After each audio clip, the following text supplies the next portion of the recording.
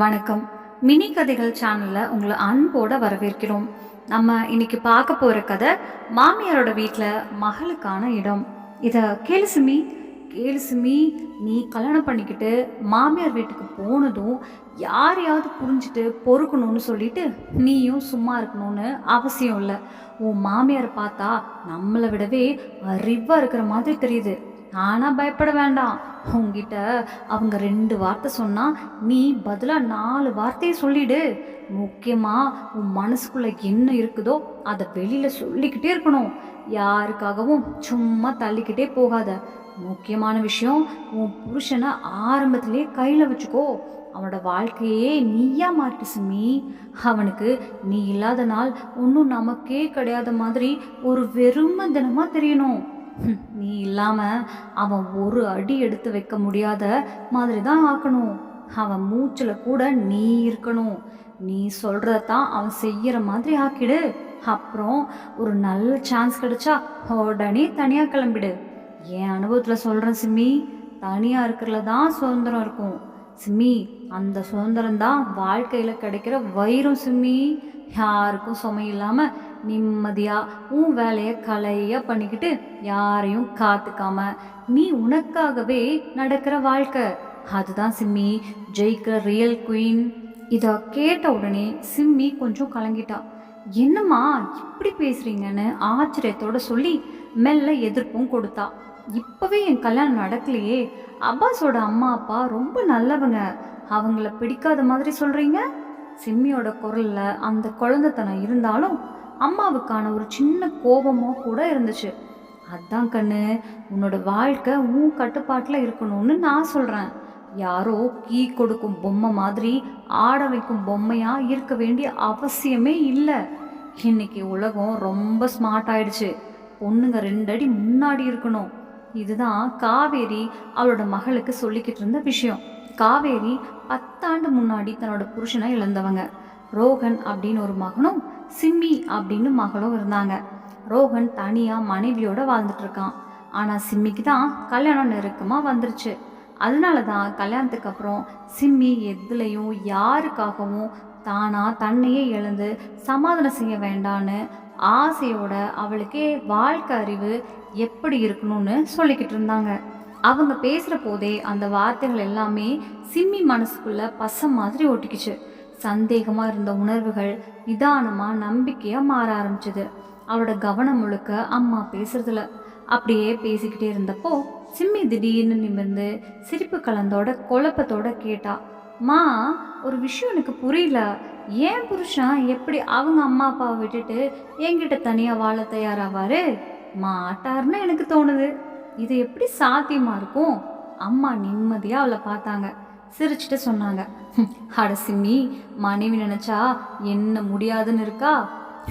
உன் புருஷனையே நைஸா உன்னோட கட்டுப்பாட்டுக்குள்ள ஜென்ட்லா கொண்டு வா. அவனுக்கு நீ தேவைன்னு தெரியணும். நீ இல்லாம அவன் இருக்கவே முடியாத மாதிரி பண்ணிக்கோ. மூச்சு விடுறதுக்கே நீ இருக்கணும். நீ சொல்றதுக்கு பிறகுதான் அவன் ஒரு முடிவெடுக்கணும். அம்மா பேசிக்கிட்டு இருந்ததுல அப்படியே குரல் சினத்தோட மாறுச்சு. பாரு, உன் அண்ணி ஒரே வாரத்துக்குள்ள என் மக ரோகனை என் கண்ணுக்கே தெரியாம தூக்கிட்டு போயிட்டா. அது கேட்ட சிம்மி நிறைய யோசிச்சுட்டு ஆழமா மூச்சு விட்டா.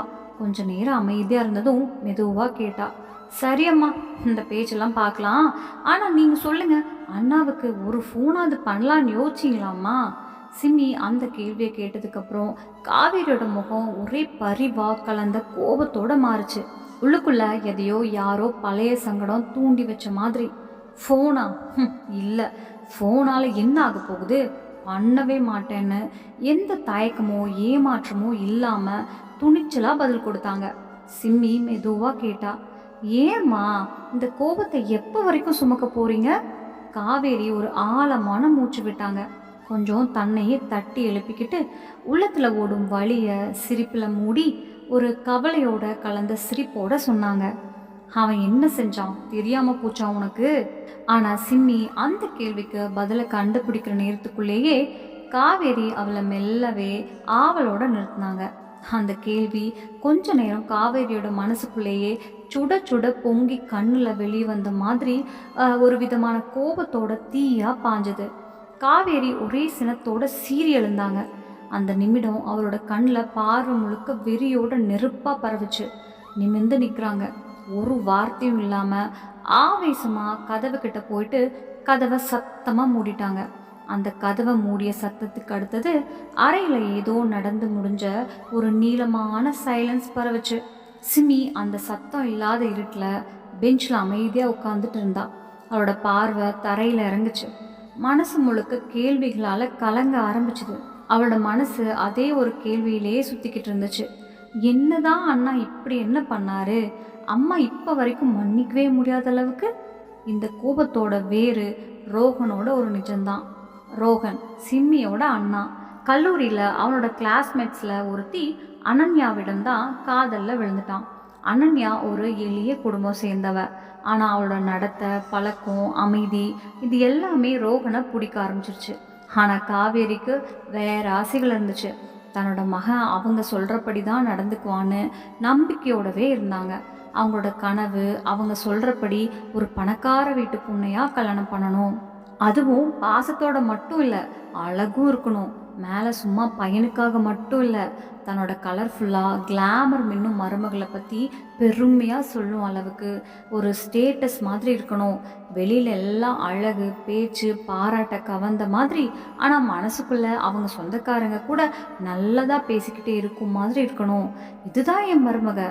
பாருங்க, எவ்வளோ அழகு, எவ்வளோ கொடுப்புகளும் அழகும் ஆடம்பரமும் உள்ளவளாக இருக்கிறா, எவ்வளோ பெருமையாக இருக்குன்னு தன்னோட முகத்தை நிமிர்த்து எல்லார் முன்னாடியும் காட்டி சொல்லக்கூடிய ஒரு மருமகளாக இருக்கணும் என்று தான் எதிர்பார்த்தாங்க. அவங்க ஏற்கனவே ஒருத்தி மேலே ஆசை வச்சுருந்தாங்க.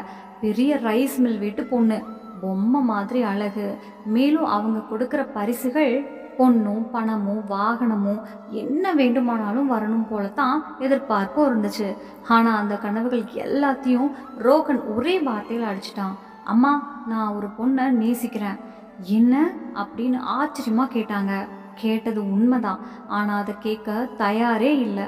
நான் வேற ஒருத்தையை நேசிக்கிறேம்மா, ரோகன் மீண்டும் சொன்னான். அந்த ஒரு நொடியிலேயே காவேரி கற்பனை பண்ணிக்கிட்டு இருந்த வாழ்க்கை, அவங்க கண்ணில் ஒட்டிக்கிட்டு இருந்த கனவுகள் எல்லாமே ஒரு நொடி தாண்டி வேற திசை போன மாதிரி சிதறி போச்சு. ரோகன் காதலிச்சவளோட பின்பலம் என்னன்னு தெரிஞ்சதும் அந்த கோபம் பொறுக்க முடியாத ஆத்திரமா மாறிடுச்சு. ரோகன் அம்மாவை ரொம்ப மென்மையோட புரிய வச்சுக்க முயற்சி செஞ்சான். ஆனால் காவேரியின் மனசு அப்படி இல்லை, அது ஒரு கல் மாதிரி மாறி இருந்துச்சு. ஒரு நாள் வேற வழியே இல்லாததால ரோகன் நேராக ஒரு பதிவு செய்யப்பட்ட ரெஜிஸ்டர் பண்ணிய கல்யாணம் பண்ணிக்கிட்டு அனன்யாவை வீட்டுக்கு கூட்டிகிட்டு வந்தான். அவங்க இருவரையும் ஒன்றா வர மாதிரி ஜோடியாக பார்த்த அந்த நொடியில் காவேரியின் மனசுக்குள்ளே பதுக்கி வச்சிருந்த குரூரமான கோபமும் ஈகோவும் வெடிச்சு வெளியே வந்தது. அவங்க உடனே சொன்னாங்க, இவளை விட்டு விடுறேன்னு சொல்லு, இல்லைன்னா என்னை விட்டுடு. ரோகன் தன்னோட அம்மாவை காலுக்கு கீழே விழுந்து, அம்மா அனன்யாவை மருமகளாக ஏற்றுக்கோன்னு கேட்டான். ஆனால் காவேரி வெளியே திருப்பிட்டாங்க. ஒரு வார்த்தை கூட கேட்க தயாரே இல்லை. ரோகனுக்கு ஒரு நம்பிக்கை இருந்துச்சு. அனன்யா எப்படி நல்லவன் தெரிஞ்சதும் அம்மா இப்படி கோவமாக இருக்க மாட்டாங்க, அவளை ஏற்றுக்குவாங்கன்னு நம்பினான். ஆனால் அந்த நம்பிக்கை ரொம்ப சீக்கிரமாக காற்றுல பறந்த இலை மாதிரி சிதறி போச்சு. நாள் போன நாள் காவேரி அனன்யாவை மேலே மட்டும் இல்லை, ரோகனுக்கே கொஞ்சம் கொஞ்சமாக மன அழுத்தமாக மாற ஆரம்பிச்சிட்டது. சிம்மி கூட தன்னோட அம்மாவை புரிய வச்சுக்க முயற்சி செஞ்சா. ஆனால் காவேரி கேட்கவே இல்லை. ரோகன் ஒரு நெருக்கடியான நிலைக்குள்ளே சிக்கிக்கிட்டான். இப்படி கொஞ்ச நாளுக்கு அப்புறம் கல்யாணம் ஆன 2 வாரத்துக்குள்ளே அவன் தன்னோட மனைவியோட கையை பிடிச்சிக்கிட்டு அந்த வீட்டை விட்டு கிளம்பிட்டான். அதுக்கப்புறம் அவனுக்கு நல்ல வேலை கிடச்சி வேற நகரத்தில் செட்டில் ஆயிட்டான். அவனுக்கு தெரியும், தன்னோட அம்மா தன்னோட பிடிவாதத்திலிருந்து ஒருபோதும் மாற மாட்டாங்க. அதனால் காலந்தான் மருந்து அப்படின்னு நம்பியவன் ஆயிட்டான். அம்மா கோவப்பட்டாலும் ரோகன் ஒவ்வொரு மாதமும் ஒரு காசும் குறையாம பணம் அனுப்பிக்கிட்டே இருந்தான். சிமி வீட்டில் இல்லாத நேரத்தில் வீட்டில் அம்மா சமைச்சாங்களா, தூங்குறாங்களா, உடம்பு சரியாக இருக்கான்னு எல்லாமே தெரிஞ்சுக்க வேணும்னு ரோகன் அக்கறையோட பார்த்துக்கிட்டே இருப்பான். சில நேரம் நேர்லேயே அம்மாவுக்கு ஃபோன் கூட பண்ணுவான். ஆனால் காவேரி ஃபோனில் ரோகனோட நம்பரை பார்த்த உடனே கட் பண்ணி விட்டுடுவாங்க. இருந்தாலும் சிமியும் ஒரு லவ் மேரேஜ் தான் பண்ண போகிறான்னு சிச்சுவேஷன் வந்துச்சு. ஆனால் அந்த நேரம் காவேரி ரொம்ப சம்மதமாக இருந்தாங்க. ஏன்னா சிம்மி கல்யாணம் பண்ண போகிற குடும்பம் காவேரி வீட்டை விட பெரிய ஸ்டேட்டஸ் உடையது. முடிவுக்கு வந்தது தான் சிம்மி கல்யாண நாள். வீட்டில் எல்லா சந்தோஷமும் மின்மினுக்கும் விளக்குகளும் மெழுகுவர்த்தி வாசனையோட சத்தமில்லா பிஸியாய் ஓடின. ஒரு நாளின் மைய திருமணம் ஆரம்பிச்சது. முடிவுக்கு வந்தது தான் சிம்மி கல்யாண நாள். கல்யாண செலவுக்காக ரோஹன் ஏற்கனவே தன்னோட அம்மா அக்கௌண்ட்டுக்குள் பணம் செலுத்தி வச்சிருந்தான். காவேரி கல்யாணத்துக்கான ஒவ்வொரு ஏற்பாட்டிலும் பக்காவாக இருந்தாங்க. எந்த விதமான குறையும் வைக்கல. ஆனால் அவங்க கண்ணு மட்டும் ஒரு வெறிச்சோட தனிமை தெரிஞ்சுது. அவங்க தன்னோட மகன் ரோஹனையும் மனைவி அனன்யாவையும் கல்யாணத்துக்கு அழைக்கவே இல்லை.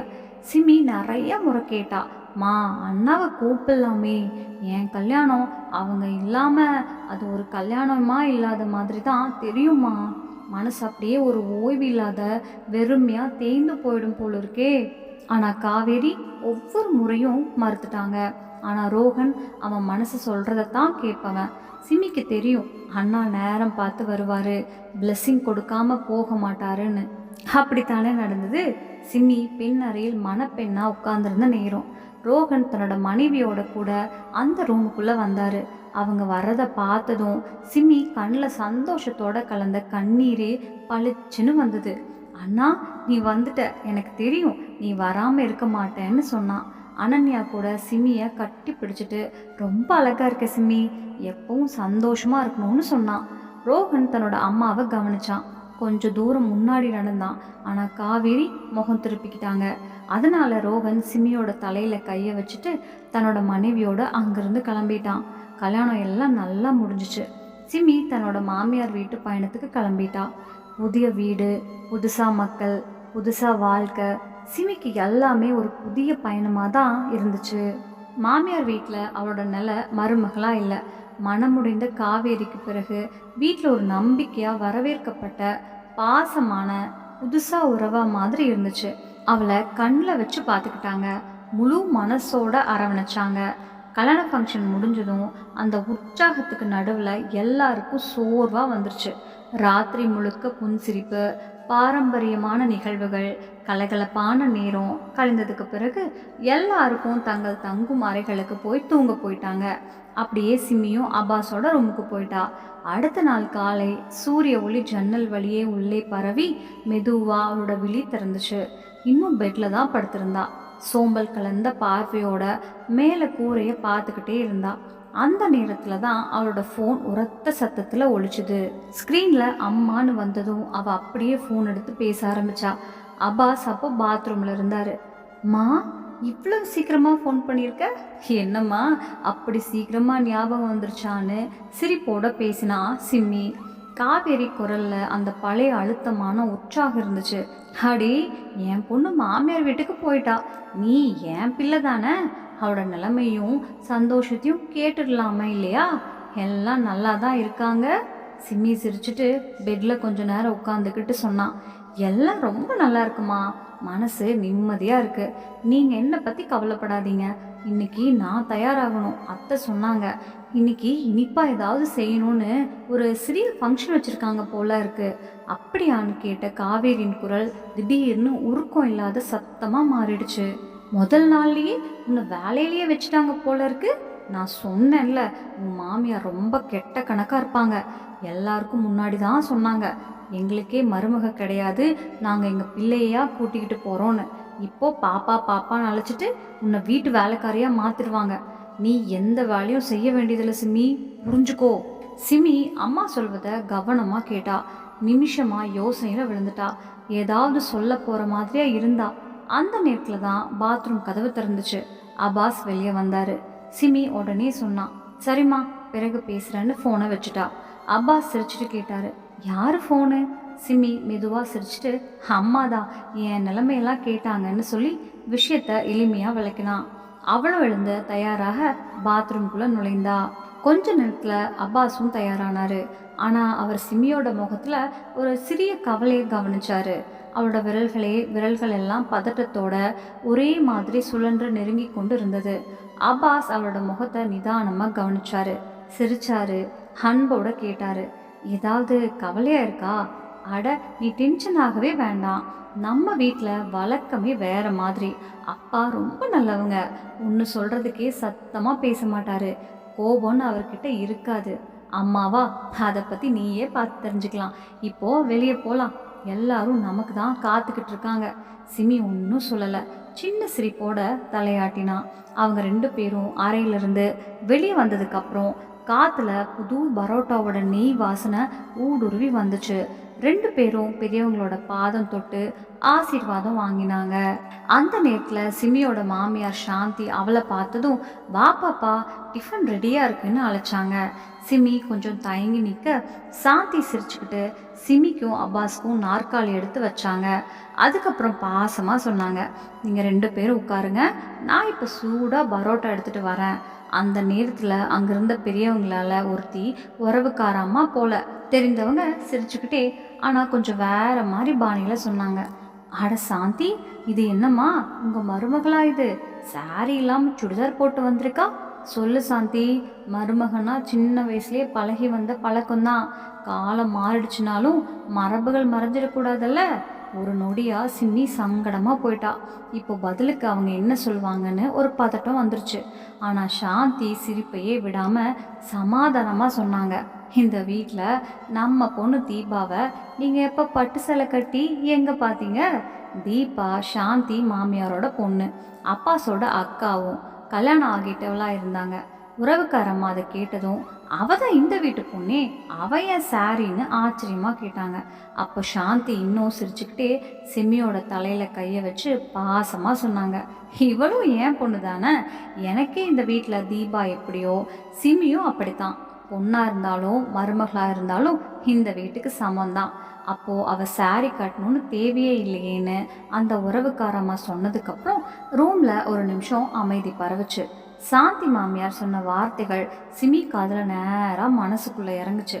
அவளுக்குள்ள ஒரு அமைதியான உணர்ச்சி, உடம்புக்குள்ள அப்போ வந்த சுத்தமான நிம்மதி. இதுதான் அந்த சாந்தி. அம்மா சொல்லிய 100 சந்தேகங்களோட தோன்றின சாந்தி. காலை சாப்பாடு முடிஞ்சதுக்கப்புறம் சாந்தியும் சிமியும் சேர்ந்து அல்வா செஞ்சாங்க. எல்லாருக்கும் பரிமாறினாங்க. கல்யாணத்துக்கு பின் ஒரு நாள் மாப்பிள்ளை மனைவியோட மாமியார் வீட்டுக்கு போக்குவரத்து முடிஞ்சதும் சிமி அப்பாஸ் சில நாட்கள் ஹனிமூனுக்காக கிளம்புனாங்க. அந்த 10 நாட்கள் சிமிக்கு மறக்க முடியாத ஒரு கனவுலாம் இருந்தது. அப்பாஸோட அன்பும் சின்ன சின்ன சுட்டித்தனங்களும் சிமி வாழ்ந்த ஒவ்வொரு நிமிஷத்தையும் நிறைய அனுபவங்களோட ரசிச்சா. அவங்க ரிட்டர்ன் ஆனதுக்கப்புறம் சிமி தன்னோட பள்ளி டீச்சரை வேலையை மீண்டும் தொடங்கினான். ஆனால் வீட்டுக்கு திரும்பி வந்ததும் சோர்வாக இருந்தாலும் கூட சமையல் ரூமில் சாந்தி அம்மாவுக்கு உதவி பண்ண ஆரம்பித்தா. அவளுக்கு அதுதான் தன்னோட கடமையாக தோணுச்சு. ஒரு மாலை சிம்மி தேநீர் குடிக்க குடிக்க சாந்தி அம்மாவோட சேர்ந்து காய்கறி வெட்டிக்கிட்டு இருந்தா. சாந்தி மெதுவாக பாசமாக சொன்னாங்க, சிம்மி, அந்த கத்தியை வெயி. நீ முழு நாளும் பள்ளியில் பசங்களை பார்த்துக்கிட்டு வேலை பண்ணுற. இப்போது வீட்டில் வந்ததும் ஏன் இந்த சோம்பில் கூட ஒதுக்கிக்காம என்னோட சேர்ந்த வேலையும் செய்கிற? இந்த வீட்டு பொண்ணு தான், உன்னோட வீடு மாதிரியே நிம்மதியாக இருந்துக்கோ. என் பையன் கூட சந்தோஷமாக சிரித்து வாழ்கிறீங்கன்னா எனக்கு அது போதும். வேலையை பற்றி டென்ஷன் எடுக்க வேண்டாமா. சிம்மி கத்தியை வச்சுட்டா. மெதுவாக சிரிச்சா, இல்லைம்மா, அப்படி இல்லை. நீங்கள் முழு நாளும் வீட்டில் இருக்கிறீங்க, எல்லா வேலையும் உங்கள் மேலே விழுந்துடக்கூடாது. அதான் நான் கொஞ்சம் உதவி செய்யலான்னு நினச்சேன். அதை கேட்ட சாந்தி மனசு நிம்மதியாகி போச்சு. சிமியையும் பார்த்து சிரிச்சுட்டு கையை தொட்டாங்க. ஐயோ, அப்படி இல்லைம்மா, நீ வேலைக்கு போகிற, உன்னோட கவனம்தான் அதில் இருக்கணும். என்னால் இருந்தால் நீ வேலைக்கு போகிறதால சமையலுக்கு கூடவே ஒரு வேலைக்காரமாக இருக்காங்க, அவங்க எனக்கு உதவியாக இருப்பாங்க. உனக்கு மனசு இருந்தால் சமையல் செய், ஆனால் பொறுக்க முடியாமல் வலிக்க வேண்டாம். எனக்கே சமையல் செய்ய ரொம்ப பிடிக்குதுமா. அதுக்கப்புறம் சாந்தி சிரித்தாங்க. அதில் அந்த சிரிப்பு சிமிக்குள்ளே சுட்டித்தனமாக ஊறிய மாதிரி. நீ வேலைக்கு போகிற நேரம் தெரியுமா, உங்கள் மாமா கூட சமையல் ரூமில் நுழைஞ்சு ஏதாவது வெஜ்ஜு பச்சடிக்கோ சப்பாத்திக்கோ. ஆமாம் சிமி, தூங்காமல் அவர் அந்த வேலையில் நல்லா கவனம் கொடுத்தே செய்கிறாரு. அந்த வேலையிலேயே இப்போ பழக ஆரம்பிச்சிட்டாரு. நல்லது தான். இந்த வயசில் கூட எதையாவது பண்ணுற ஆர்வம் இருக்கிறது தான் பெரிய விஷயம். சிமி ஒரே ஆச்சரியமாக அவங்கள பார்த்தா. சத்தியமாக மாமா சமையல் பண்ணுவாரா? அவளுக்கே நம்பிக்கை வரல. சாந்தி சிரிச்சாங்க. ஆமா பாப்பா, நீ நேத்து சாப்பிட்ட சப்ஜி அதை நீ ரொம்ப பாராட்டினியே, அதுதான் உங்க மாமாவே செஞ்சது. அவங்க சிரிப்புல ஒரு குழந்தையோட சந்தோஷம் இருந்தது. சிமி வாயே திறந்துட்டா. ம், நான் நினைக்கவே இல்லைம்மா, எனக்கே நீங்க தான் செஞ்சீங்கன்னு தோணுச்சு. மாமாவை பார்த்தா. அவரை பார்த்தாலே நிம்மதியா இருக்கிறதுலையே சந்தோஷத்தை கண்டுபிடிக்கிறவங்க மாதிரி தெரியுது. பத்திரிக்கை, டீ அதுதான் நினைச்சேன். சாந்தி சிரிச்சாங்க. ஒரு நாள் சாயங்காலம் சிமி பள்ளியிலிருந்து வந்தப்போ பார்த்தா. சாந்தியும் மாமாவும் இருவரும் சமையல் ரூமில் போய் ஏதாவது மாலை சாப்பிட்றதுக்கான எல்லா சுவை சேர்க்கும் ரெசிப்பியாக ரெடி பண்ண ஆரம்பிச்சுட்டாங்க. சிமி தன்னோட பேக்கை ஓரமாக வச்சுட்டு நேராக சமையல் ரூமில் இருந்த சாந்தி அம்மாவோட சேர வந்து நின்னான். சிமியை கண்டதும் மாமா அப்பாஸின் அப்பா சிரிச்சுட்டு சொன்னார், வா சிமி பாப்பா, இன்னைக்கு உனக்காக ஸ்பெஷல் பஜ்ஜி செய்கிறோம். சாந்தி அம்மா ஒரு பஜ்ஜி எடுத்துட்டு நேராக சிம்மி வாயில் வச்சாங்க. சிம்மி சிரிச்சுக்கிட்டு, வாவப்பா, நீங்கள் செஞ்ச பஜ்ஜி ரொம்ப சூப்பராக இருக்கேன்னு சொல்லி வாய் பேசுகிற அளவுக்கு மகிழ்ச்சியோட சொன்னான். மாமா உடனே சிரிச்சுட்டு, அப்படின்னா நிறைய பேசாத பாப்பா, இல்லைன்னா ஒவ்வொரு முறையும் சாந்தி எங்கிட்ட தானே பஜ்ஜி செய்கிறதுக்கே சொல்லுவான்னு சொன்னார். அந்த ஒரு வரியிலேயே வீட்டில் ஒரு முழு சிரிப்பும் பரவுச்சு. அந்த சிரிப்பில் மூழ்கி இருந்த நேரத்தில் சிம்மிக்கு ஒரு ஃபோன் வந்துச்சு. அவள் எடுத்து பார்த்தா. அம்மா காவேரி. அவள் ஃபோன் எடுத்ததும் மறுபக்கம் அம்மா குரல், ஏய் சிமி, கல்யாணம் ஆனதுக்கப்புறம் அம்மாவை மறந்துட்டியா? எனக்கு கால் பண்ணி பேசணும்னு உனக்கு நினைவு வரலையா? சிம்மி அமைதியா மெதுவாக சொன்னான். அப்படி இல்லைம்மா, நேற்று நீங்கள் ஃபோன் பண்ணப்போ வீட்டில் எல்லாரும் சாப்பிட்டு இருந்தாங்க, அதான் நான் சொன்னனே பிறகு பேசுகிறேன்னு. ஆனால் காவேரியோட குரல் இன்னும் கூர்மையாக மாறுச்சு. ஓ, அங்கே எல்லாரும் சாப்பிட்டு இருந்தாங்க, நீ மட்டும் சமையல் ரூமில் நின்று எல்லாருக்கும் சேவை பண்ணுற. என்னம்மா, உன்னை அங்கே வீட்டில் வேலைக்காரியாக வச்சுருக்காங்களா? எத்தனை தடவை சொல்லியிருக்கேன் வேலைக்காரி மாதிரி நடக்காதுன்னு. எப்பவும் ஒரு சின்ன சாக்கு வைக்காம உடம்பு சரியில்லைன்னு சொல்லி ஒதுங்கிடு. அவளோட மனசு நொறுங்கி போன மாதிரி ஒரு உணர்வு வந்துச்சு. ஆனால் சிம்மி அதுக்குள்ளவே உணர்ச்சியை கட்டுப்படுத்திக்கிட்டு அமைதியாக சொன்னான். அம்மா, அப்படியெல்லாம் இல்லைம்மா, நீங்கள் தான் கேட்டீங்களே, என் மாமா மாமியார் ரொம்ப நல்லவங்க, யாரும் என்னையும் கட்டாயப்படுத்தலை, நான் விருப்பமாக செய்கிறேன். இந்த வீடும் என் வீடு தானே இப்போ. காவேரி, சரி சரி, அதெல்லாம் போகட்டும், நீ எப்போ வர்ற நம்ம வீட்டு பார்ப்பதுக்காக? சிம்மி ஒரு நிமிஷம் சும்மா இருந்தா. அப்புறம் மெதுவா, சரியம்மா, நான் மாமியார்கிட்ட கேட்டு சொல்கிறேன், வேறு ஏதாவது முக்கியமான வேலையிலலாம் வந்துடுறேன். அது என்ன இப்போ, நீ வான்னு சொன்னால் எங்கிட்ட கூட நீ உன் மாமியார்கிட்ட கேட்டு வர்றேன்னு சொல்கிற அளவுக்கு இருக்கா? அப்படியே நீ நடந்துக்கிட்டு இருந்தா நீ ஒருபோதும் உன் மாமியார்கிட்டருந்து தனியாக வர முடியாது. உனக்கு எப்பவும் சுதந்திரமோ தனியாக நேரமோ கிடைக்காது. அம்மா, நீங்கள் எப்பவும் இதே மாதிரி தான் பேசுகிறீங்க. நான் உங்ககிட்ட சொல்லியிருக்கேன், என் வீட்டில் இருக்கிற எல்லாரும் நீங்கள் நினைக்கிற மாதிரி இல்லை. உங்களுக்கு சந்தேகம் இருந்தால் ஒரு தூரம் இங்கேயே வந்து பாருங்கள். நான் சொல்கிறேன், நீங்கள் வாங்க, அப்போ உங்களுக்கு புரியும் ஒரு மாமியார் எப்படி இருக்கணும், மருமகளோட உறவு எப்படி இருக்குது என்பதில் ஒரு உண்மையான பாடம் கிடைக்கும். அதுக்கே காவேரி ரொம்ப கூர்மையா, நீ உன் மாமா மாமியார் பற்றி எங்கிட்ட இதுக்கப்புறம் பேசவே வேண்டாம், அவங்கள பற்றி என்ன தெரிஞ்ச எடுத்துக்க வேண்டியதெல்லாம் எனக்கு தெரிஞ்சு போச்சு, நான் ஃபோனை வைக்கிறேன். ஃபோனை வச்சதும் சிம்மி மெதுவாக ஹாலுக்குள்ளே வந்தா. சாந்தி அம்மா ஹாலில் சும்மா தேநீரை குடிச்சுக்கிட்டு அமைதியாக உட்காந்துருந்தாங்க. யார் ஃபோன் பண்ணா பாப்பான்னு கேட்டாங்க. அம்மா தான்னு சிம்மி சொன்னான். சாந்தி ஒரு நிமிஷம் ஆழமாக மூச்சு விட்டாங்க. அப்புறம் ரொம்ப பாசமாக சொன்னாங்க, அவங்க தனியாக இருக்கிறாங்க இல்லையா, அதுதான் கவலையாக இருக்கலாம். அம்மா எப்போவுமே அம்மா தான் பாப்பா, ஒரு வார்த்தையாவது பேசிடு, போய் பார்த்துட்டு வா. சிமி சின்ன தயக்கத்தோட தலையாட்டினான். சாந்தி சொன்னாங்க, இப்படி பண்ணலாம் பாப்பா, நாளைக்கு உன் ஸ்கூல் ஹாலிடே இல்லையா, அப்பாஸ் ஆஃபீஸ்க்கு போகும்போது உன்னை உங்கள் வீட்டில் விட்டுடட்டும், மாலையில் திரும்பி வந்துடுங்க. அப்புறம் ஸ்கூல் லீவ் வந்தால் கொஞ்ச நாள் பார்த்து அம்மாவோட இருந்துட்டு வா பாப்பா. சிம்மி மெதுவாக சிரிச்சுட்டு சொன்னான். சரி அம்மா, நல்ல ஐடியா தான், அப்படியே பண்ணிடுறேன். அடுத்த நாள் சிம்மி தன்னோட அம்மா வீட்டுக்கு வந்ததும் கதவை திறந்த உடனே காவேரி அம்மாவோட கண்கள் பெரிதாக போச்சு. முகம் உருக்கத்தோடு ஜொலிச்சது. ரொம்ப நாளைக்கு பிறகு அந்த சந்தோஷம் என சொல்லவே முடியாது. அந்த முழு நாளும் சிமியும் காவேரியும் ஒன்றாக சேர்ந்து பேசிக்கிட்டே இருந்தாங்க. மாலையில் சிமி அப்பாஸோட கூட திரும்பி வந்துட்டா. அடுத்த நாள் சிமிக்கு பள்ளி இருந்தது. ஆனால் அந்த காலையில் ஒரு எதிர்பாராத புயல் மாதிரி சிமியோட வாழ்க்கை வந்துடுச்சு. அவள் பள்ளிக்கு போகிறதுக்காக தயாராகிட்டு புடவையோட முந்தானியை சீர் செய்துக்கிட்டு கண்ணாடி முன்னாடி நின்றுட்டு இருந்தா. அப்போ தான் அவளோட ஃபோன் ஒழிச்சுது. ஸ்க்ரீனில் அம்மா பேர் வந்ததுக்கு பிறகு சிமிக்கு கொஞ்சம் ஆச்சரியமாக போச்சு. நேற்று ராத்திரி தானே பார்த்தாங்க, இப்போ காலையிலே ஏன் ஃபோன்? அவள் ஃபோனை எடுத்ததுமே மறுபக்கம் காவேரி அம்மாவின் நடுங்கும் குரலோட வலியோட கலந்த ஒலி கேட்டது. பாப்பா சீக்கிரம் வா, நான் எழுந்துக்க முடியல, என்னவோ தெரியல, காலை தவறி விழுந்துட்டேன். ஏதோ வலியோட நடுக்கத்தோட கையை நடுங்கிக்கிட்டு ஃபோனில் பேசுகிற அளவுக்கு என்ன செய்யறதுன்னே தெரியலம்மா, பேசுறதுக்கே பயமாக இருக்கு. அந்த குரல் கேட்டதும் சிமியோட கையில் இருந்த ஃபோன் கீழே விழுந்துச்சு. அந்த சின்ன சத்தமே அவளோட உள்ளுக்குள்ள ஒரு பெரும் அதிர்வை கிளப்புச்சு. அவள் சுவாசமே தடப்பட்ட மாதிரி பயத்தோட உடனே ஓடி போய் படுக்கையில் இருந்த அப்பாஸிடம் போய், அப்பாஸ், அம்மாவுக்கு ஏதோ ஆயிடுச்சு, அவங்க விழுந்துட்டாங்க, சீக்கிரம் போகலாம். அப்பாஸ் உடனே எழுந்தாரு. சாந்தி அம்மாவை கூப்பிட்டு, அம்மா, சிமியோட அம்மாவுக்கு காயம் பட்டிருக்கு. அப்பாஸ் உடனே கார் எடுத்தாரு. சாந்தி அம்மாவும் நேரத்தை இழக்காம ரெடி ஆயிட்டாங்க. நானும் வரேன்னு மூவரும் சேர்ந்து காரில் காவேரி வீட்டுக்கு பயணமானாங்க. வீட்டு கதவை திறந்ததும் காவேரி அம்மா தரையில் வலியோட படுத்திருந்தாங்க. முகம் சோர்ந்ததா வியர்வையோட கூடியது. கண்களில் வலி மட்டும் இல்லாமல் அமைதி நிறைந்த ஒரு மௌன குரல் பரவுச்சு. அந்த அமைதியிலேயே உதவிக்காக அழைக்கிற ஒரு உணர்வான குரல் கேட்ட மாதிரி சிமி கீழே மண்டிட்டு அமர்ந்தா. அம்மான்னு அழுதா. சாந்தி அம்மா உடனே பக்கத்தில் நின்று, இது உள்ள காயமாக இருக்கலாம் போல இருக்கு, வா உடனே மருத்துவமனைக்கு கூப்பிட்டு போயிடலாம். மருத்துவமனையில் சோதனை நடந்தது. எக்ஸ்ரே எடுத்தாங்க. டாக்டர் ரிசல்ட்டை பார்த்து சொன்னார், காயம் கொஞ்சம் ஆழமாக இருக்குது, ஆனால் நல்ல விஷயம் என்னென்னா எலும்பு பாதிக்கப்படலை.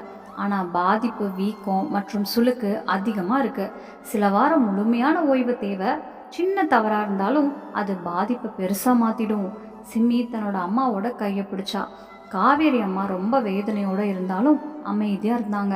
சாந்தி அம்மா தன்னோட கையை வச்சு நிம்மதியோடு சொன்னாங்க, கவலைப்படாதீங்கக்கா, சிமியும் அப்பாஸும் இருக்காங்க, எல்லாமே பார்த்துக்குவாங்க.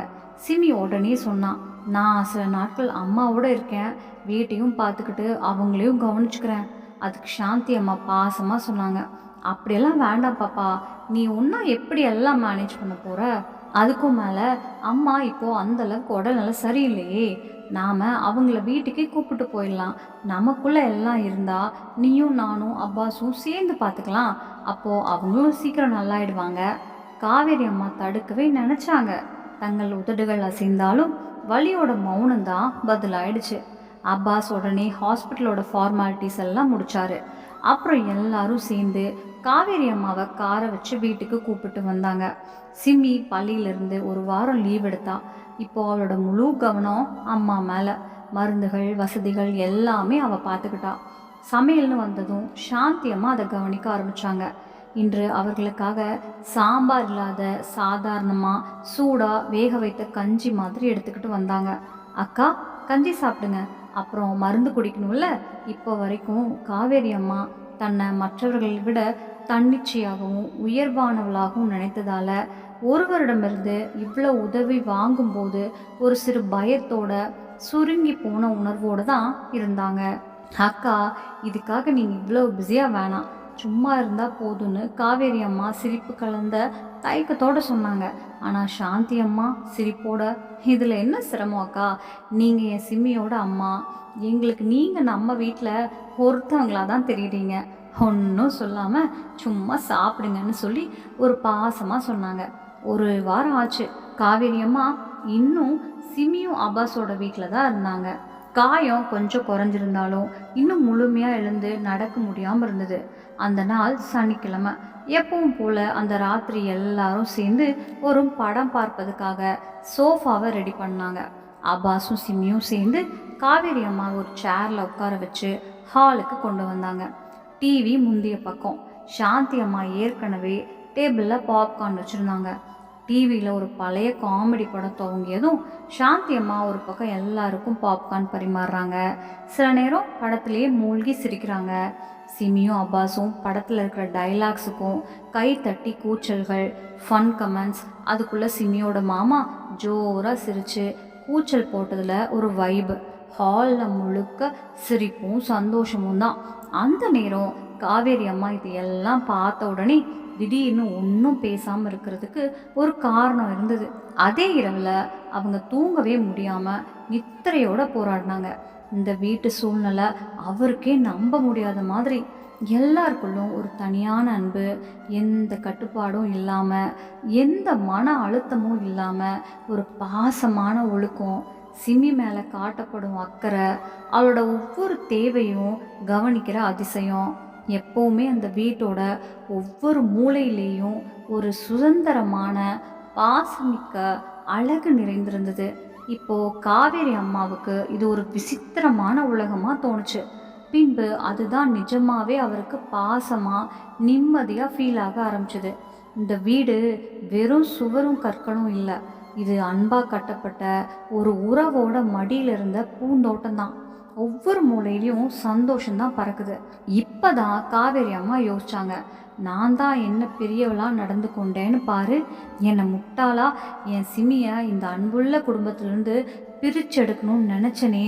ஆனால் சிமியோட ஒரு வார விடுமுறை முடிஞ்சிடுச்சு. பள்ளியிலேருந்து ஒரு ஃபோன் வந்துச்சு. வருடாந்திர பிரிவிழா வரும் வாரம் ஆரம்பமாக இருக்கும். பள்ளியில் எல்லா டீச்சர்களும் தயாரிப்புகளுக்குள்ளே இருக்கணும். சீனியர் டீச்சராக இருப்பதால் அவங்க எதிர்பார்ப்பு அதிகம். ஃபோன் வச்சதுக்கப்புறம் சிமியோட முகத்தில் கவலையோட கோடு தெளிவாக தெரிஞ்சுது. சாந்தி அம்மா அருகில் இருந்தாங்க. ஏன் பாப்பா, என்னாச்சுன்னு கேட்டாங்க. சிமி மெதுவா, அம்மா ஸ்கூலில் ஆனுவல் ஃபங்க்ஷன் வர்றதா மேனேஜ்மெண்ட்லேருந்து கால் வந்துச்சு. நான் போகணும். ஆனால் அவள் குரலில் பதட்டமும் முகத்தில் வருத்தமும் சாந்தி அம்மாவுக்கு ஒரே வார்த்தையில் புரிஞ்சிருச்சு. அவங்க சிரிச்சுட்டு அவள் தோளில் கையை வச்சு, அதுக்காக இப்படி கவலைப்படுறதா பாப்பா, நாங்கள் இருக்கோமே. சிமி தயங்குச்சு. அது அம்மாவை இப்படி விட்டுட்டு எப்படி நீங்கள்லாம் மேனேஜ் பண்ணுவீங்கன்னு சிமி கேட்டதுக்கு பதிலாக சாந்தி அம்மா அமைதியாக ஆனால் நம்பிக்கையோடு சொன்னாங்க. நீ நிம்மதியாக ஸ்கூலுக்கு போ, நான் இருக்கேன். மேலே வீட்டில் வேலைக்காரங்களும் கிராமத்துலேருந்து வந்துட்டாங்க. நாங்கள் இருவரும் சேர்ந்து உங்கள் அம்மாவை கவனிச்சுக்கிறோம். உனக்கு வேலை முக்கியம், அவருக்கு சுகம் முக்கியம். ரெண்டும் நம்ம பார்க்குற கடமை தான். சிமி அமைதியாக அவங்களுடைய முகத்தில் பார்வையை வச்சா. சாந்தி அம்மா சொன்ன வார்த்தை சிமியோட மனசை நிம்மதியாக்குச்சு. அவ தலையாட்டினான். சரியம்மா, நாளைக்கு நான் ஸ்கூலுக்கு போகிறேன். சாந்தி அம்மா சிமியோட தலையில் கையை வச்சு, போ பாப்பா, உன் வேலையில் கவனத்தை வை, இங்கே எதுவும் கவலைப்பட வேண்டாம். இந்த ரெண்டு மாமியார் மருமகள் பேசுகிறத பார்த்துக்கிட்டு முன்னாடி இருந்த காவேரி அம்மா சிரிப்பில்லாமையே அழுதுட்டாங்க. கண்கள் கண்ணீரால் நனைஞ்சுது. அடுத்த நாளே சிமி மீண்டும் பள்ளிக்கு போக ஆரம்பிச்சா. பின்னாடி சாந்தி அம்மா தன்னோட கணவரோட சேர்ந்து வீட்டு வேலைகளையும் காவேரி அம்மாவோட சுகாதார பராமரிப்பையும் கவனிக்க ஆரம்பித்தாங்க. மருந்துகள் சரியான நேரத்தில், சாப்பாடு அவங்களுக்கு பிடிச்ச மாதிரியான ருசி, எல்லாமே சரியாக செஞ்சாங்க. காலத்தோட காவேரி அம்மா நல்லபடியாக ஆரம்பித்தாங்க. உடம்போட கூட அவங்களோட மனநிலையிலையும் அமைதி வர ஆரம்பிச்சது. முன்னாடி காலத்தை கழிக்க மற்றவங்களை பற்றிய விமர்சனங்களில் பழகினவங்க இப்போ சாந்தி அம்மாவோட சேர்ந்து சத் சங்கம் கேட்குறாங்க. சில சமயங்களில் தியானம் வர பண்ண ஆரம்பிச்சிட்டாங்க. இந்த மாதிரியான மாறுதலை கண்ட சிமி ரொம்ப சந்தோஷப்பட்டா. இப்போ காவேரி அம்மா ரொம்ப நலமடைஞ்சு கொஞ்சம் கொஞ்சமாக நடக்கவும் ஆரம்பிச்சிட்டாங்க. ஒரு நாள் சிமி அவங்க எழுந்து நின்னதை கண்டதும், அம்மா நீங்கள் நடக்கிறீங்க, எனக்கு ரொம்ப சந்தோஷம்னு சொல்லி அவங்களோட கழுத்தில் அப்படியே அணைச்சிக்கிட்டா. ஒரு மாலை சாந்தி அம்மா காவேரி அம்மா இருவரும் சோஃபாவில் சாய்ந்துட்டு தேநீர் குடிக்கிறப்போ காவேரி அம்மா மெதுவாக சொன்னாங்க, இப்போது நான் யோசிக்கிறேன் வீட்டுக்கே திரும்பலான்னு. சாந்தி அம்மா கொஞ்சம் அதிர்ச்சியோடு பார்த்து, ஏன் அக்கா, இங்கே தான் இருக்கிறதுலே ஒரு அமைதியும் பாசமும் இருக்குது. சிம்மி இருக்கா, அப்பாஸ் இருக்கான், நான் இருக்கேன், நம்ம எல்லாரும் இருக்கோம். வீட்டுக்கே போனால் அங்கே உங்களுக்கு யாரும் இல்லையே, தனிமையாக தானாக இருக்கணும். காவேரி அம்மா ஒரு ஆழமான மூச்சு விட்டாங்க. கண்களில் சோகத்தோட பார்வை வந்துச்சு. உங்கள் வார்த்தைகள் உண்மைதான். இங்கே தான் நாட்கள் எப்படி போனதுன்னு தெரியாமல் போச்சு. ஆனால் என் வீடு அந்த காலியான அமைதியோட, அது நம்ம கண்ணீரோட துரத்தி விட்ட மாதிரி இருக்குது. என்ன செய்வதுன்னே தெரியல. என் விதி தான் இப்படி தான் போல. முதல்ல சிமியோட அப்பா எங்களை விட்டுட்டு போனார். அப்புறம் என் ரோகன், நான் வளர்த்து பார்த்த பையன், அவனும் என்னை விட்டுட்டான். நான் ரோகனுக்கு பொண்ணு நான் தான் தேர்ந்தெடுக்கணும்னு சொன்னது தப்பா? நல்ல குடும்பம், நல்ல மதிப்பு, அடுத்த தலைமுறைக்கு பொருத்தமாக இருந்த குடும்பம்தான். ஆனால் ரோகன் அப்படியே காவேரி அம்மா கண்ணீர் விட்டாங்க. இப்போது நான் அவனோட எந்த தொடர்பையும் வைக்கல, பேசவே இல்லை. சாந்தி அம்மா ஆழமாக பார்த்தாங்க. ஆனால் அக்கா, நீங்கள் ஒரு விஷயம் சொல்லுங்கள். ஒருத்தரையும் கேட்காம, அவன் மனசை புரிஞ்சுக்காம, அவன் தேர்ந்தெடுத்தவளைய பார்த்து ஒரே எதிர்ப்பு வந்தப்போ நீங்கள் அவன் பக்கம் நின்னீங்களா? அவளது உணர்வை ஒரு முறை கூட புரிஞ்சுக்க முயற்சி பண்ணீங்களா? மனம் அது ஒரு தாய்க்கு ஒன்றே தான். நீங்கள் நினச்சது தப்பில்லை. ஆனால் நம்ம பிள்ளைகள் தன்னோட வாழ்க்கையை நாம் நினைக்கிறத விட சிறந்த மாதிரி முன்னேறக்கு திறமை அவங்களுக்கே இருக்குது. அவங்களோட மனசுக்கு ஏற்ற மாதிரி நாமவும் பொறுப்போடு உணர்ந்து நடந்துக்கணும். நாம் என்ன செய்ய முடியும் அக்கா? பிள்ளைகள் வாழ வேண்டிய பாதை நாம் வடிவமைக்க முடியும். ஆனால் அந்த பாதையில் நடக்கிறது தான் முக்கியமாக இருக்கும். ஒரு வார்த்தை சொல்லணும், அது அவங்களோட பாதை. அதில் நிம்மதியாக இருக்கிறாங்கன்னா நாம் நிம்மதியாக இருக்க வேண்டாமா?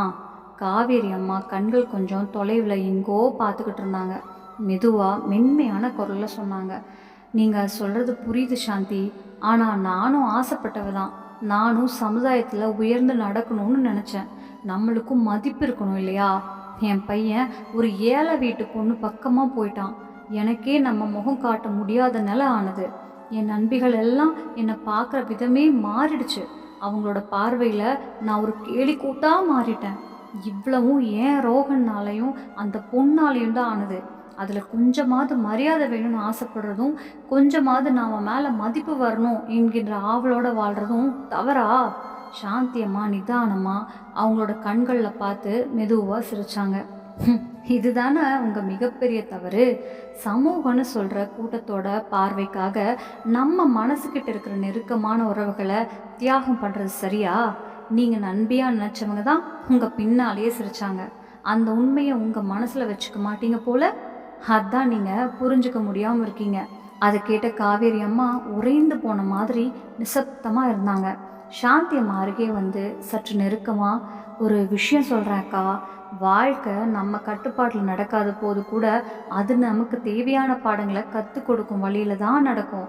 அதுக்குள்ளே தான் பல நல்ல முடிவுகள் ஒளிந்திருக்குது. நீங்கள் நம்ப மாட்டீங்க, அப்பாஸுக்கு ஒரு பெரிய குடும்பத்திலேருந்து கல்யாணம் பற்றி ஆலோசனை வந்திருந்தது. அவங்க மக ரொம்ப அழகா நல்லா படித்தவ, தந்தையோட பிஸ்னஸில் கூட பார்ட்னர். பண உதவி எதுவும் குறையில்ல.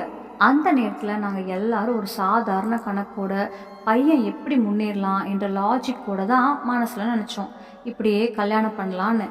ஆனால் அப்பாஸ் நேராக சொல்லிட்டான், நான் சிம்மியையே காதலிக்கிறேன், அவளோட தான் வாழ்க்கையை வாழணும். நாங்கள் அவன் முடிவுக்கு மரியாதை கொடுத்தோம். ஏன்னா அவன் சந்தோஷம்தான் முக்கியம். அந்த நேரத்தில் பணத்தோடு ஓடிடலான்னா ஓடிருக்கலாம். ஆனால் அதில் என் பையன் சந்தோஷமாக இருந்திருக்க மாட்டான். என் மனசில் ஒரு வருத்தம் இருந்திருக்கும். இப்போ என் பையனே அவன் மனைவியோட சந்தோஷமாக இருக்கிறத பார்க்குறேன்ல, அதில் எனக்கு ஒரு சந்தோஷம் கிடைக்குது. ஆனால் நீங்கள் அதில் மாறா செய்தீங்க. பணத்துக்கு முக்கியத்துவம் கொடுத்து உங்கள் பையனையே விட்டு வச்சிட்டீங்க. இந்த மாதிரி விஷயங்கள் சின்னதாக தோணலாம், ஆனால் அதில் முடிவுகளை மாறா எடுத்தீங்கன்னா வாழ்க்கையே நம்ம தாங்க முடியாத மாதிரி பெருசாக பாரமாக மாறிடும். நீங்கள் அதான் செஞ்சீங்கக்கா. பணம் வந்து போகிறது தான், ஆனால் சந்தோஷம் அதெல்லாம் பணத்தால் கிடைக்காத விஷயம். அந்த வார்த்தைகள் கேட்ட காவேரி அம்மா மனசில் ஒரு அதிர்வோடு மூச்சு எடுத்தாங்க. அவங்க உதடுகள் அசைஞ்சது, ஆனால் வார்த்தைகள் வரவே இல்லை. சாந்தி அம்மா கொஞ்ச நேரம் அமைதியாக இருந்ததுக்கு பிறகு மெதுவாக சொன்னாங்க, ஒரு விஷயம் சொல்லலாமா? உங்கள் பையன் இப்போவும் உங்ககிட்ட ரொம்ப பாசமாக தான் இருக்கான். சிமி என்கிட்ட சொன்னான், அவன் இன்னைக்கு கூட உங்கள் வீட்டில் எல்லா செலவுகளையும் பார்த்துக்கிறானாமா. அடிக்கடி சிமியையும் அப்பாஸையும் கூப்பிட்டு பேசுகிறானா. உங்கள் உடம்பு எப்படி இருக்குது, என்ன சாப்பிட்டீங்க, இதெல்லாம் கேட்குறானா. உங்களுக்கு நம்பிக்கையே இருக்காது. நீங்கள் காயப்பட்ட நாள்லேருந்து அவன் ஒவ்வொரு நாளும் ஃபோன் பண்ணி உங்கள் உடம்பு நலத்துக்காக கேட்டுக்கிட்டே இருக்கான். நீங்கள் தான் நினச்சிருக்கீங்க அவன் உங்களை விட்டுட்டான்னு. ஆனால் உண்மையாக சொல்லணுன்னா அவனை நீங்கள் தான் தூரமாக்கியிருக்கீங்க. காவேரி அம்மா கண்ணால் கண்ணீர் வழிந்தது. அவங்க ஏதாவது சொல்ல முயற்சி செஞ்சாங்க, ஆனால் குரல் ஒலிக்கவே இல்லை. பல வருடங்களாக மனசுக்குள்ளே பதுங்கியிருந்த ஒரு வலி, ஒரு சின்ன திமிரு அந்த நொடிக்கே உருக ஆரம்பிச்சுது. அவங்க நடுங்கிற விரல்களால் சாந்தி அம்மா கையை பிடிச்சாங்க. ஒரே நேரத்தில் ஒன்றும் பேசாமல் நிறைய சொல்லிட்ட மாதிரி இருந்துச்சு. அந்த ராத்திரி காவேரி அம்மா தூங்கவே இல்லை. படுக்கையில் பக்கவாட்டில் பார்த்துக்கிட்டே படுத்திருந்தாங்க. ஆனால் கண்கள் மட்டும் மேலே உள்ள சுவரை பார்த்துக்கிட்டே இருந்துச்சு. அடுத்த நாள் காலை சிமி எழுந்ததும் பார்த்தா அம்மா அமைதியாக குளிச்சுட்டு ரெடியாக நின்றுருந்தாங்க. என்னம்மா இவ்வளோ சீக்கிரம் ரெடியான்னு ஆச்சரியத்தோட கேட்டா சிமி. அப்பவே ஒரு முடிவை அறிவிக்கும் போல காவேரி அம்மா சொன்னாங்க, சிமி நான் என் வீட்டுக்கு போகிறேன். சிமி ஷாக் ஆயிட்டா. அம்மா நீங்கள் ஓகே தானே இல்லையா? இப்போவே எதுக்கு இப்படி? அவளோட குரலில் கவலை இருந்தது. ஆனால் காவேரி அம்மா அமைதியாக சொன்னாங்க, நீங்கள் எனக்காக நிறைய தாங்கிக்கிட்டீங்க. இனிமே நான் போகணும். ரொம்ப நேரம் ஆகிடுச்சு. வீட்டில் இருக்கிறவங்க எல்லாரும் ஒரு சில நாட்கள் கூட இருந்துட்டு போங்கன்னு கேட்டாலும் காவேரி அம்மா ஒத்துக்கொள்ளலை. அப்பாஸ் தான் காரில் அவங்கள கொண்டு வீட்டுக்கு கூட்டிகிட்டு போனார். 7 மணி நேரத்துக்கு பிறகு சிமி அம்மாவுக்கு ஃபோன் பண்ணான். ஆனால் யாரும் எடுக்கல. அந்த நொடியிலேயே அவளோட மனசில் ஒரு வகை குழப்பம் உண்டாயிடுச்சு. மாலை நேரத்தில் சிமியோட ஃபோன் ரிங் ஆனது. அவள் அதை கேட்ட உடனே எடுத்தா. ஆனால் மறுபக்கம் கேட்டதுக்கு பிறகு அவளோட நெஞ்சு நடுங்கிடுச்சு. என்னன்னு அதிர்ச்சியோட சொன்னான். அதுக்குள்ள அவளோட குரல் உடஞ்சிருச்சு. கண்கள் நனைந்தது இல்லை, முழு மனசோட அழ ஆரம்பிச்சா. ஒரு சில நிமிஷங்களுக்கு பிறகு அழுகையோடவே அவள் ரூம்ல இருந்து வெளியே வந்தா.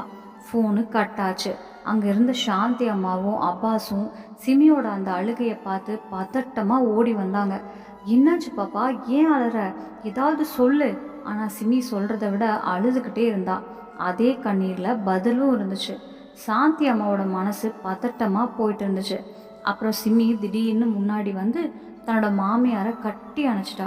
தேங்க்ஸ் அம்மா, தேங்க்ஸ், நீங்கள் ரொம்ப நல்லவங்கன்னு சொல்லி மீண்டும் அழ ஆரம்பிச்சா. சாந்தி அம்மா சற்று பதறி, என்ன பாப்பா என்னாச்சு?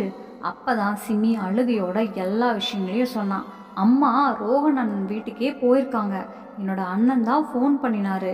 சொல்கிறாரு, இவ்வளவு நாள் கழிச்சு இன்று திடீர்னு கதவுக்குள்ளே நம்ம அம்மாவை பார்த்ததும் அவரும் அவரோட மனைவியும் ரொம்ப ஆச்சரியப்பட்டாங்களாம். அதை கேட்ட சாந்தி அம்மா கண்களில் துளிகள். அப்பாஸும் பக்கத்துக்கு வந்து, சூப்பர், இது ஒரு பெரிய அதிசயம்தான் போலன்னு சொன்னார். சிமி அழுகையோடவே தொடர்ந்தா. அம்மா இவ்வளவு மாற்றம், இவ்வளவு அழகு, உங்கள் பயணத்தை கேட்டால் நம்பவே முடியல. என் அம்மா அண்ணனையும் கட்டி அணைச்சாங்க. அவங்க கிட்ட மன்னிப்பு கேட்டாங்க. அப்புறம் என் அண்ணியையும் கட்டிக்கிட்டு ரொம்ப நேரம் அழுதுட்டாங்க. எல்லாம் மன்னிப்பும் கேட்டு மனம் திறந்து பேசினாங்க. அண்ணன் சொல்கிறாரு, அவரும் அழுதாராம் அந்த நேரத்தில். அதுக்குள்ளே சிமியோட அழுகையில் கொஞ்சம் நிம்மதியும் கலக்க ஆரம்பிச்சுது. அந்த தருணம் வீட்டில் ஒரு நிசப்தம். பிறகு சிமி மெதுவாக சொன்னான், அம்மா அண்ணனோட ஃபோனில் என்ன பேச சொன்னாங்க. அம்மா சொல்கிறது, சிமி என் கண்களுக்கு முன்னாடி ஒரு மணக்கணல் போர்வு மறைச்சது போல எனக்குள்ளே இருந்த பெருமையும் பழைய எண்ணங்களுமே என் பார்வையை மூடி இருந்தது. நான் என்னோட மருமகளே குறையாதான் பார்த்தேன். ஆனால் உண்மையாக சொல்கிறேன், குறை என் எண்ணத்தில் தான் இருந்துச்சு. நான் உங்கள் சாந்தி அம்மாவோட பேசினப்ப அவளோட வார்த்தைகள் என் அகத்தில் படிந்து கிடந்த கடினமான சுவர்களையே வேரோடு அறுத்துருச்சு. அவங்க ஒவ்வொரு சொல்லும் எனக்குள்ளே இருந்த சங்கடங்களை குடைச்சி வெளியே வந்த மாதிரி. அதுதான் முதல் முறையாக என் தவறுகள் எனக்கு தெளிவாக தெரிஞ்சுது. இப்போது நான் என் பையனும் மருமகளும் கூட இருக்கிறேன், சந்தோஷமாக இருக்கிறேன். உங்கள் மாமியார் எனக்கு சுத்தமான பாடம் சொல்லி கற்பிச்சிட்டாங்க. இனிமே நானும் என் மருமகளை அப்படியே அன்போட பாசமாக வைப்பேன். சரி சிமி, இப்போது ஃபோனை வைக்கிறேன். உங்கள் அண்ணி எனக்காக சாப்பாடு வச்சுருக்கா, எல்லாரும் சேர்ந்து சாப்பிட போகிறோம். இது எல்லாம் சொல்லும்போது சிமியோட கண்கள் முழுசும் கலங்கியிருந்தாலும் மனசு ரொம்ப அமைதியாக இருந்தது. சாந்தி அம்மாவோட தலையில் கையை வச்சு மெதுவாக சொன்னாங்க, பாப்பா மன்னிப்பில் தான் இருக்கிற சக்தி. ஒரு உடைந்த உறவையும் மீண்டும் உயிர் கொடுக்க முடியும். இங்கே இவ்வளோ பெரிய சிக்கல் கூட இல்லை, கொஞ்சம் மனஸ்தாபம் மட்டும்தான். இனிமே உன் முழு குடும்பமும் ஒத்துமையாக இருக்க போகுது. சாந்தி அம்மாவோட கண்ணீரை துடைக்கிறதையும் பார்த்துக்கிட்டு சிமி அவளோட கைகளை முத்தமிட்டாள்.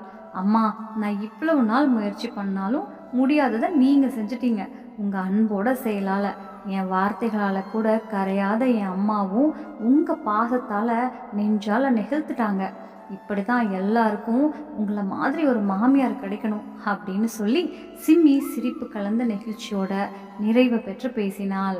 இந்த கதையை கேட்டதும் உங்கள் மனசுக்குள்ள ஒரு நிமிட மௌனம் தட்டி எழுந்ததா? நீங்கள் சொல்லுங்கள், இந்த உலகத்தில் மன்னிப்புக்கு இவ்வளவு சக்தி இருக்கா? உங்கள் மனசுக்குள்ளே வந்த எண்ணங்களை கமெண்ட்டில் பகிர்ந்துக்கோங்க. இந்த கதை உங்கள் மனசை நெகிழ செய்திருந்தா ஒரு லைக்கு, ஒரு ஷேர் பண்ணுங்கள். முடிவு வரைக்கும் இந்த கதையை கேட்ட அனைத்து உள்ளங்களுக்கும் என் இதயபூர்வமான நன்றிகள். சுபம்.